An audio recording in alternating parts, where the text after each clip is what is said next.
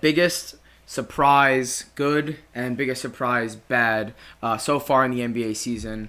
We each have our best or our good and our bad surprises, and we'll get into that.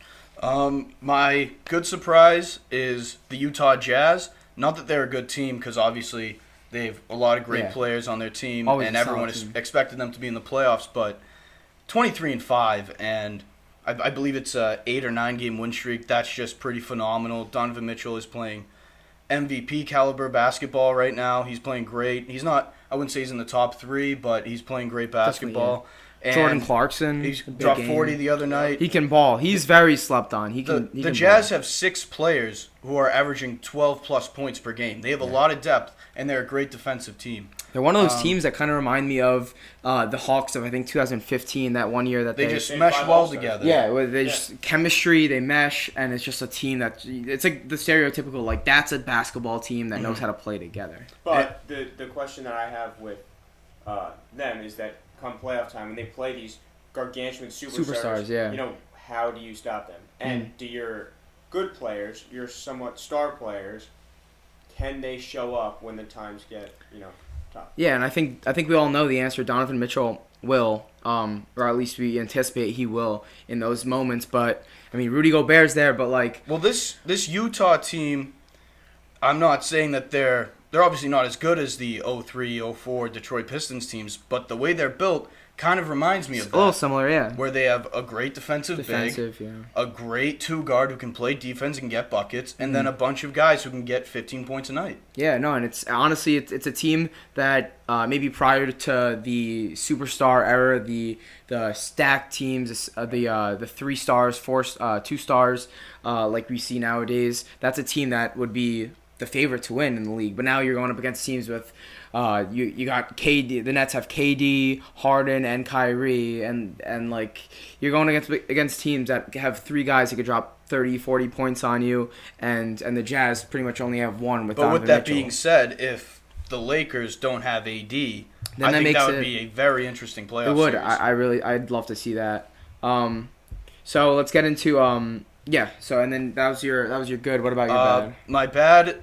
A team that's turned around a bit, won 4 of the last 5 games, but still the Dallas Mavericks came out Yeah. so slow. Luka looked out of shape, but he's found his rhythm. He's averaging 29 points now. Like I said, they won 4 in a row until losing to the Blazers the other night. But Porzingis needs to find a way to stay healthy. Clearly, that's a problem for him, and hopefully they can figure that out and get back on track. Yeah, I agree. For me, I'm gonna say good. I'm gonna say good surprise. Bradley Beal. We all knew he's a monster. He's a superstar. But did we know he was this good? I mean, he's balling out right now. He's first in the league in points per game with 33.1 points. Second place is 3 points fewer a game in the average. That's just a huge margin. Like you don't really see that very often in the NBA. I think he needs to get traded to a contender because if Bradley Beal's on a team that's fighting for a top playoff spot or fighting for even a chip, he's gonna make a huge difference, and he's the type of guy that I'd love to see on a team to put them way over the top. He's and also the kind of player who could fit with any team. anyone. Yeah, he's a scorer. He puts his heart out there. You saw him on Instagram like I think yesterday or maybe 2 days ago. He was going under the bleachers to grab a basketball. Like he just loves playing basketball, and he's balling out right now. That was a really my good surprise. Bad surprise again with the Nuggets.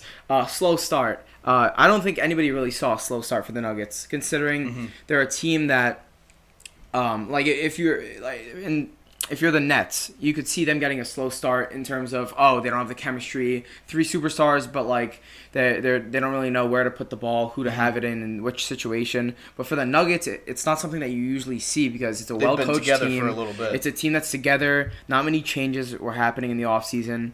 And it's a team that doesn't have these huge names, but they have these They have good enough great names that will, yeah. great names that will do what they need to do. So it's very surprising to me that they had a slow start. But with that said, they've been getting hot. They won the last 3. And I think they'll be a surefire contender this year. Like I said, I think Jokic powers this way all the way to the MVP. And I think this team, this Nuggets team, barring a Lakers healthy AD, I think they could definitely be representing the West. So my good this year, being from the New Jersey, New York area, was obviously the Knicks. I think the Knicks are 14-15 right now, which, in all honesty, what did they win 19 games last year? Yep. So, Tibbs came in there. One of the top defensive teams in basketball. Yeah. Right, laid down the law, said we're going to win games playing defense because we don't have these great offensive players on our team. So we're going to get gritty, we're going to do what we need to do, and we're going to grind out games. And the Knicks, I think, are making a playoff push. They just traded away a pick and Dennis Smith Jr. to go get D Rose. Yep. Who's going to Which contribute. I like that. I like Yep. that. Just a gritty guy. I think his first game, within the first 2 minutes, had a steal and then made a big play for him.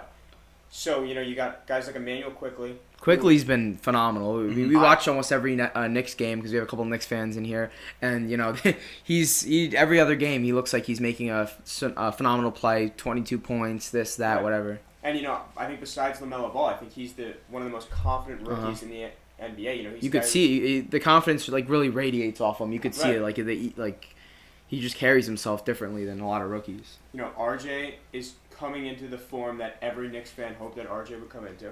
He's putting up 16, 3-3, I believe, this year. He's so great. Something around that stat line.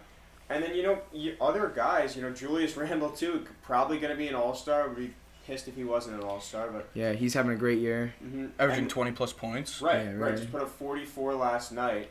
And then, on the other hand, my biggest downfall, or the worst team in my eyes this year, the team that went to the finals from the Eastern Conference last year, the Heat. They're 11-15 right now. Jimmy Butler, Jimmy Butler's always going to be Jimmy Butler, but he's not the Jimmy Butler that he was in the playoffs last year. And that's what the Heat team needed. I think, I've heard a lot of rumors that the Heat are going to try and heavily go after a point guard, especially Kyle Lowry at the trade deadline. I think that's going to help them tremendously. But I'm not really seeing any production. Bam's averaging, I think, 18 and 9 this year. That's not all-star caliber stat line from a guy who you gave $160 million to. Yeah. So, it's just everybody needs to be better on their end. But from the Knicks side, love what they're doing. Yeah, I agree.